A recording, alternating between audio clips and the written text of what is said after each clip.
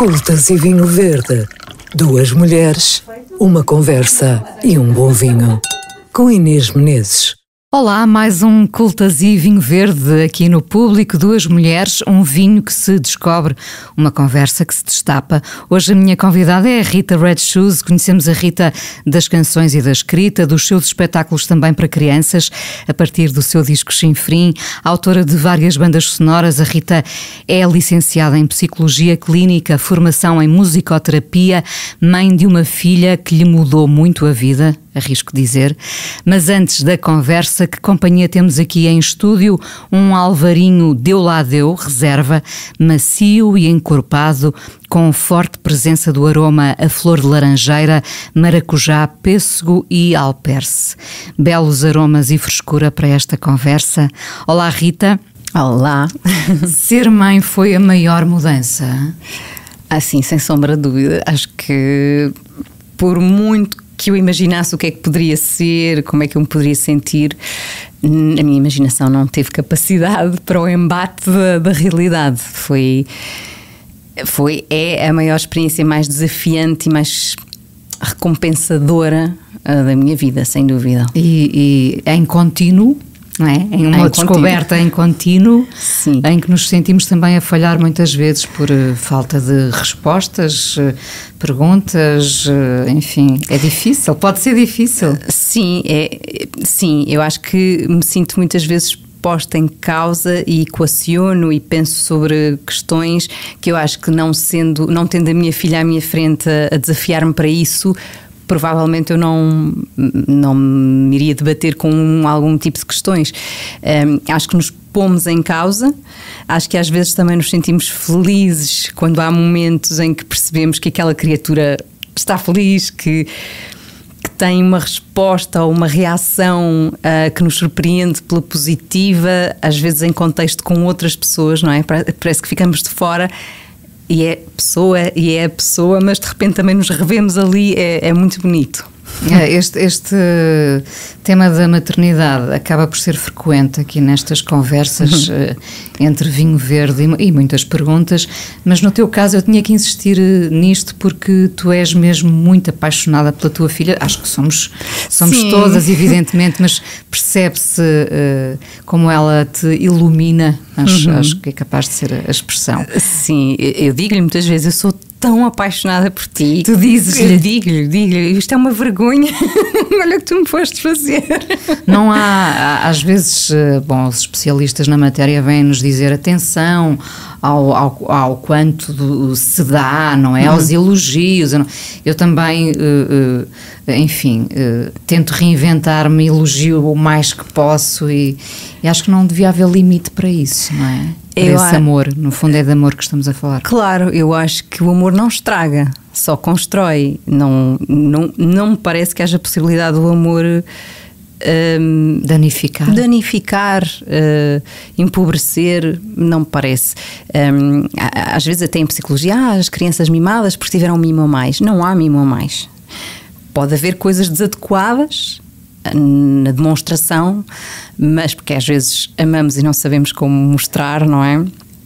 Mas não me parece que o sentimento em si possa de alguma forma estragar uma relação a uma pessoa, a uma criança. Isso não me parece. Então vamos pegar nessa expressão e para te perguntar se tu foste uma criança mimada. Foste? Fui, quer dizer, acho que sim, sinto que sim, mas eu desde pequena que sempre fui bastante solitária. Eu era uma criança que brincava muito tempo sozinha, muito metida comigo e com o meu mundo e, portanto, acho que os meus pais sempre foram orgulhosos de mim, mas era um bocadinho irreverente e isso de alguma forma, quando as crianças são mais fugidias e podem ter alguma dúvida nesse sentido, mas acho que sim, acho que fui mimada, senão acho que não estaria assim, enfim, sequer a conseguir dar, exatamente, a conseguir dar amor à minha filha. Claro, a música e até procurando essa criança que viveu até de forma solitária, apesar de tu teres um irmão, a música terá sido uma das primeiras linguagens Sim, acho que sem dúvida uma ponte de ligação, também de introspeção, mas nomeadamente até no seio familiar, porque os meus pais tinham por hábito, felizmente, pôr muitos vinis a tocar enquanto se fazia o jantar, enfim, depois do jantar, e dançava-se. Não era preciso ser dia de festa? Não, que isso era uma coisa maravilhosa. E portanto, esse ritual que se estabelecia com o vinil, acho que nos ligava mesmo sem palavras. Havia ali uma ligação, ok, vamos pôr música, é um momento em que cada um dança para o seu lado, ou está na cozinha, ou está em casa, uma casa pequenina, mas de repente pairava ali aquela comunicação através do som e das melodias. Por isso, sim, eu acho que sem essa consciência, claramente, mas eu acho que a música fez muito parte da nossa linguagem não verbal entre família. Que discos? Bom, a minha mãe era completamente apaixonada pelo Roberto Carlos, e ainda bem. O rei. Portanto, havia muita música brasileira. O meu pai, como viajava bastante por ser jogador de futebol, trazia muitas coisas de Inglaterra, portanto havia, sei lá, as coisas dos anos 80, não é? Rod Stewart, depois havia aqueles discos dos tops. Sim, as coletâneas. As coletâneas. Os super discos da vida, não é? Exatamente, portanto havia um bocadinho de tudo, e a Grécia trazia também um vinil. Enfim, Madonas também, foi assim a minha primeira, Samantha Fox. Ainda tens algum desses? Ainda tenho. Sim. Há uns que eu não consegui, já me desfiz de alguns porque perderam imensa qualidade, estavam riscados, enfim, com mudanças de casa, mas há outros que eu não consigo, sei lá, Rod Stewart, não consigo, Beatles também, enfim, Frank Sinatra, há uns que eu tenho ali, pronto, não consigo desfazer-me. Eu há uns anos vi o Rod Stewart ao vivo, e ele continua a dar concertos. Pois diz que sim. Sim, incrível. É verdade, incríveis. Para lá da escuta, tu começaste cedo, relativamente cedo na música, também nesse seio familiar, não é? Quando é que percebeste que era a sério? Eu acho que percebi que gostaria de fazer da vida, enfim, andar por aí a cantar e a tocar, relativamente cedo, na verdade. Quando comecei na banda do meu irmão e começámos a dar os primeiros concertos, e eu perceber que, apesar da minha imensa timidez e da minha imensa vergonha, aquilo me realizava muito e me conectava mais com o mundo e com os outros, coisa que eu tinha dificuldade em fazer, e que de repente encontrava ali um espaço que também me nutria a autoestima e a autoconfiança de uma adolescente problemática. Quantos anos tinhas? 14, 15.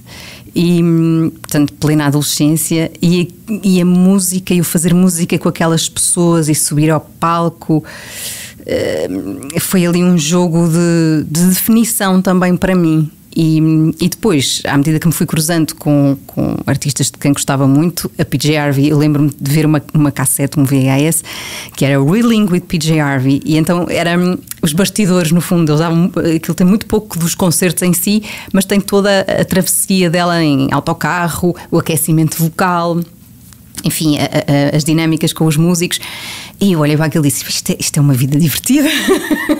E pronto, e foi quando eu decidi isso. Ajudou-me muito a decidir: eu vou estudar música, porque não só quero cantar, mas eu também gostava de escrever, tocar algum instrumento e conseguir expressar-me melhor através da música. E portanto eu acho que foi relativamente cedo, embora há quem comece a estudar muito mais cedo música do que eu comecei, mas depois também me foquei imenso naquilo.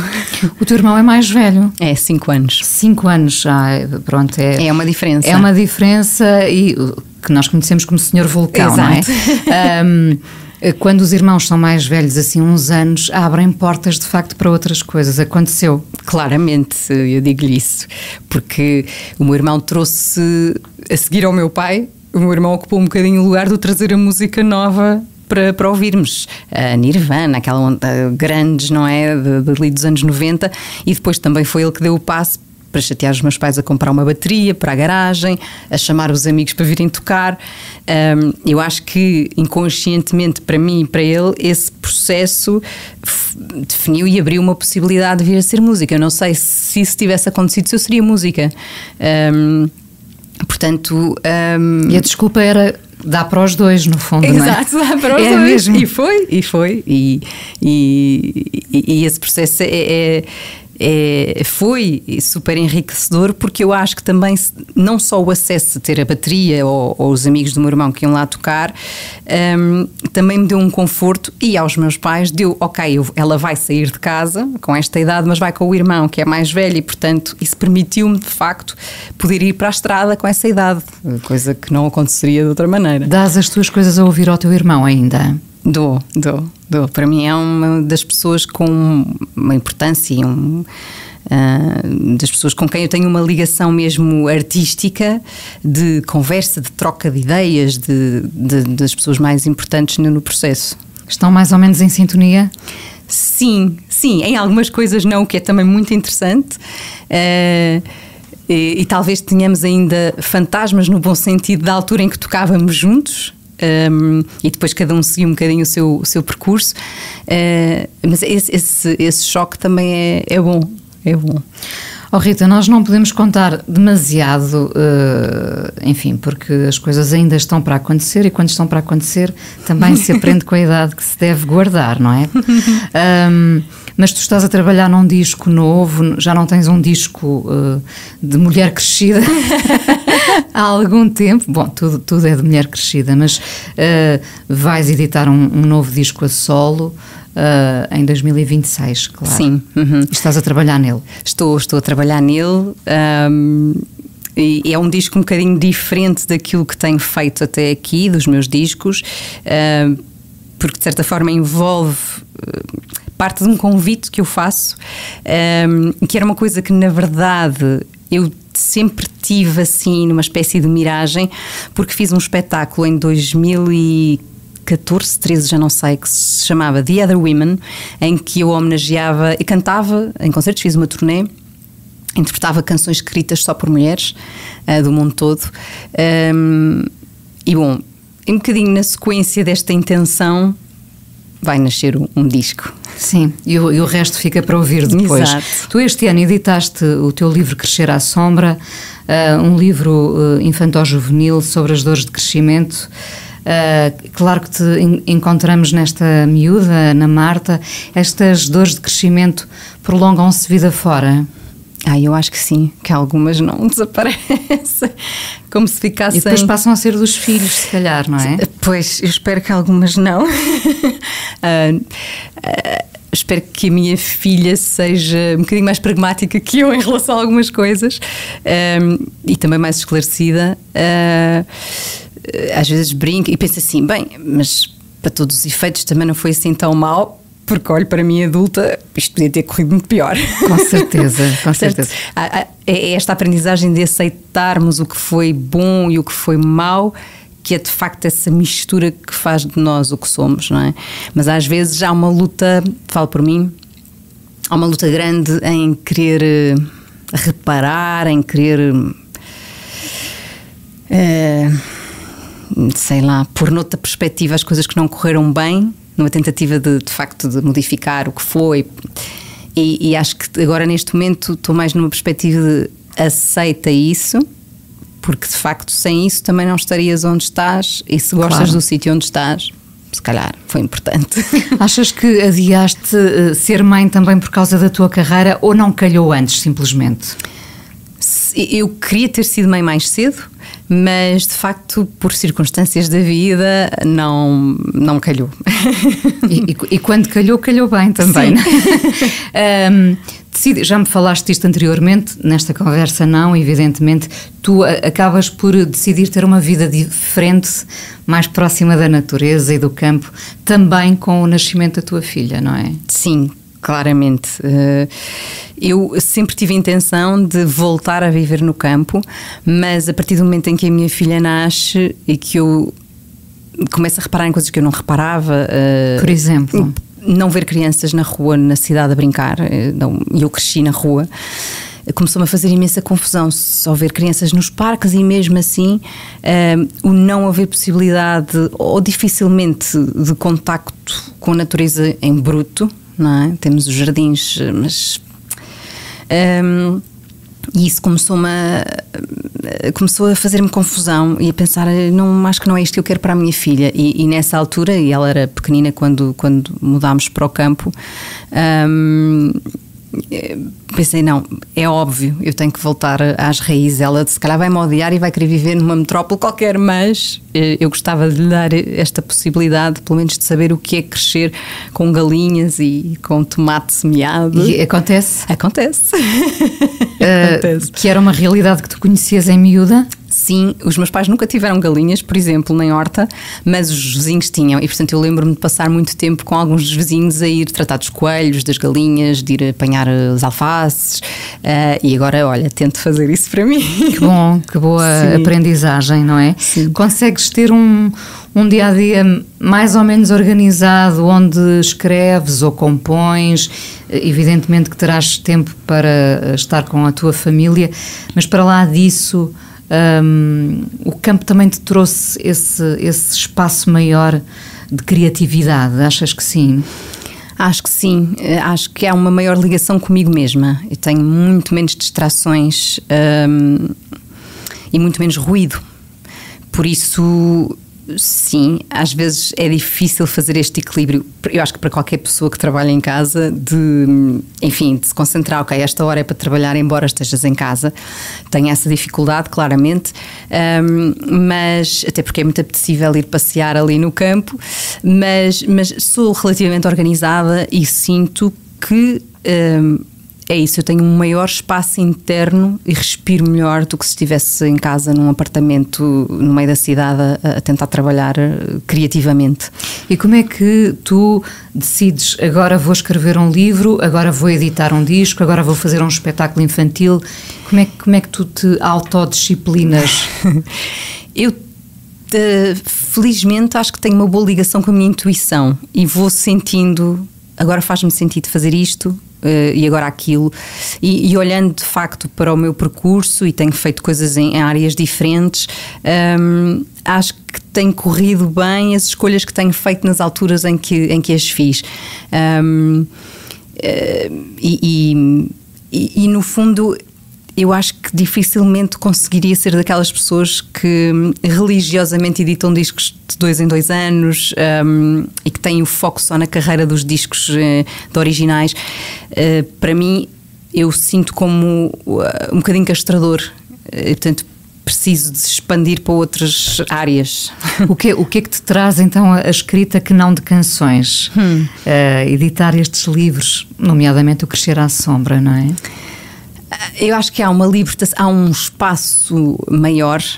Quando escrevo as letras, posso ter uma história muito grande para contar, mas tenho que a sintetizar ao máximo, e isso às vezes é um bocadinho contra a natura do sítio onde a canção nasce, da intenção da canção.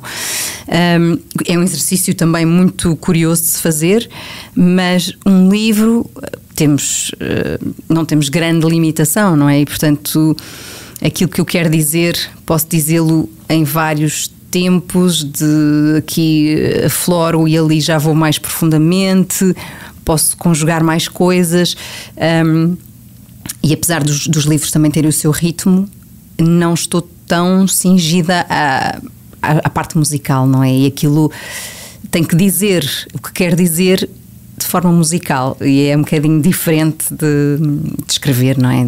Dessa liberdade da escrita. Neste Cultas e Vinho Verde estamos hoje a experimentar este Alvarinho Deu lá deu, reserva com boa acidez fixa. Tens prazer na cozinha ou não é uma área que te interesse? Acho que nunca falamos disto. Acho que não.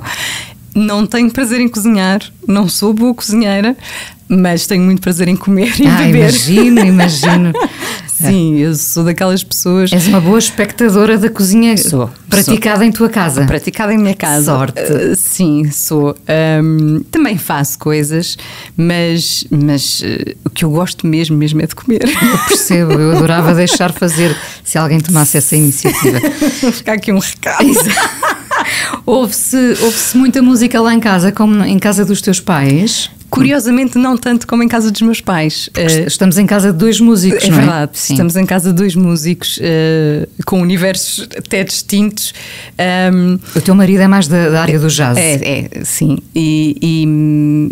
E também é interessante este cruzamento. Depois impera um bocadinho os gostos momentâneos da minha filha. E, enfim, tentamos. Ela tem uma playlist que é quase de nascença, que é para adormecer e que é uma mistura, começa a ser uma mistura dos três. Mas no dia a dia é um bocadinho agora a playlist dela que impera. Imagino. Com algum sofrimento ou não? Com algum espanto, confesso. Às vezes pus uma música no outro dia dos Yeah Yeah Yes e eu, como assim? Onde é que tu ouviste isto? Curioso, achei muito curioso. Inesperado, sim. Deve ser muito interessante tu de repente teres esse outro mundo do jazz. E estás com alguém que te dá também opiniões diferentes sobre a tua própria música. Acontece isso? Sim, nós inclusivamente já fizemos alguns encontros. Quando pedem coisas assim muito específicas, fazemos concertos de duetos e que aí é uma grande misturada de linguagens e é engraçado porque quando o Bruno toca canções escritas por mim, eu digo, bem, isto para ti deve ser uma coisa muito repetitiva e muito... e ele engana-se às vezes, porque é muito engraçado a linguagem, sendo simples ou complexa, há mesmo um dicionário às vezes diferente. E portanto, para eles, não, isto para mim é interessante porque eu, dentro do meu universo, nunca iria para aqui. E isso é muito, muito curioso, não é? E portanto acaba por ser também um desafio para os dois quando tocamos juntos. E eu acho que isso alimenta a própria relação. Sim. E até às vezes as discussões de o que é que se passa num mundo mais profissional, digamos, os desafios que temos, não é? De sobrevivência quase de um mundo e do outro, que é bastante diferente. E enfim, dá origem às vezes a discussões quase filosóficas de porque esta música, porque é que esta música é tratada desta forma, que espaço é que tem, como é que podemos chegar a mais público, enfim, é curioso, são pontos de vista diferentes, mas às vezes até um pouco, como dizer, de questionamento, de autoquestionamento até da história da música, sabes? Como é que isso... Porquê é que chegamos aqui? O jazz tem, enfim, não tem uma origem aqui, nem a pop, propriamente. E é interessante a história do jazz, a história da pop. Cada um puxa pela sua dama? Um bocadinho. Estava a aparecer-me, um bocadinho, sim. Eu nunca te deixo ir embora das nossas conversas sem falar do lado da psicologia, da psicóloga. Lembro perfeitamente quando nos encontramos há quase 20 anos, na primeira conversa que tivemos, tu falaste da importância da terapia na tua vida. Tu és psicóloga sem exercer? Sem exercer. Sim. Acho que na última conversa já aflorámos o assunto. Sim. Estou a fazer mestrado agora. Não fechas a porta a essa possibilidade? Não, até porque por coisas que vou lendo, por, enfim, contactos com colegas, mais ou menos, não é? Mas de faculdade e artigos que vou lendo, e também algum trabalho que já fiz em residências artísticas, onde não estou na posição de psicóloga, obviamente, mas como música, em colaboração com pessoas da comunidade, por exemplo, sinto uma coisa tão forte nessa possibilidade do trabalho terapêutico ou de partilha através da música e da arte, e como isso se manifesta no bem-estar das pessoas, que eu acho que não consigo ficar indiferente a essas experiências. E neste momento estou este ano a fazer a tese de mestrado sobre isso, sobre um modelo que está a crescer na Europa, que ainda não existe em Portugal, que tem um nome muito giro, que é Arts for the Blues, e que mistura uma data de disciplinas dentro da arte com efeitos, com pessoas em trabalho de grupo, e que tem efeitos incríveis para a ansiedade, para a depressão. E isso interessa-me através muito. Da música. Através da música, de pintura, escrita expressiva, e há imensos estudos sobre isso. Cada vez mais, até a psicologia está mais aberta a esse campo, e faz muito, aquilo mexe comigo. Confesso que mexe muito comigo. Pois, mas é curioso porque tu vais estudar psicologia e tu já fazes terapia com a música que ofereces às pessoas, na verdade, não é? As coisas ligam-se. Sim, esse ponto de vista é interessante. Eu às vezes pergunto-me, faço algum questionamento sobre isso, porque, enfim, tenho alguns feedbacks de pessoas que me mandam mensagens ou aquela música ajudou-me muito naquela altura. E de facto eu acho que há cada vez mais esta ideia de que às vezes só por palavras nós não conseguimos chegar. Até dentro de nós há sítios que é muito difícil de racionalizar, e podermos ter a música como linguagem ou a pintura, acho que chegamos a sítios em nós mesmos de uma profundidade e de uma pureza que nos fazem ir por outros caminhos e para outros sítios, para outro tipo de crescimento, de abertura ao mundo. E portanto não sei se daqui por algum tempo também não estou aí nessa área a fazer coisas. Nunca se sabe, claro. Podemos ser muitas coisas na vida sem fugirmos da nossa essência. Claramente. Sentes isso? Sinto cada vez mais. Eu tenho muito esta ideia de que cada vez mais também, porque a idade também vai avançando, não é? A vida mesmo passa assim. Tu achas que passa muito depressa? Desde que a minha filha nasceu, então, parece que eu ando a correr e que o tempo voa. A minha filha já fez 7 anos, como assim?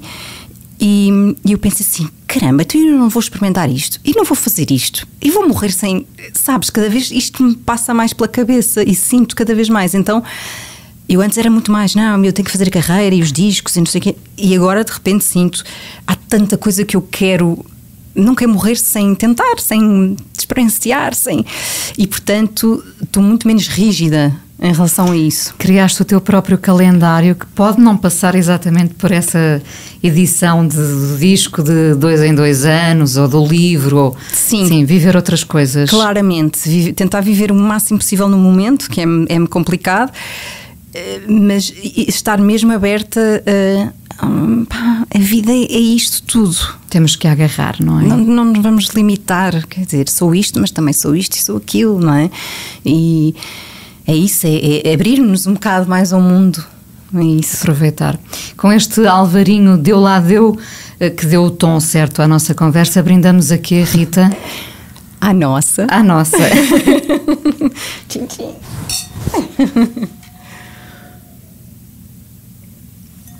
Rita, muito obrigada por teres vindo a este Cultas e Vinho Verde. Obrigada, eu, sempre um prazer. Aqui no Público, este podcast tem o apoio da Comissão de Viticultura da Região dos Vinhos Verdes.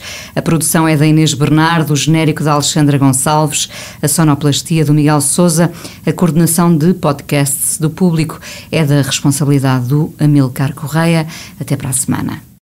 Cultas e Vinho Verde, com Inês Menezes.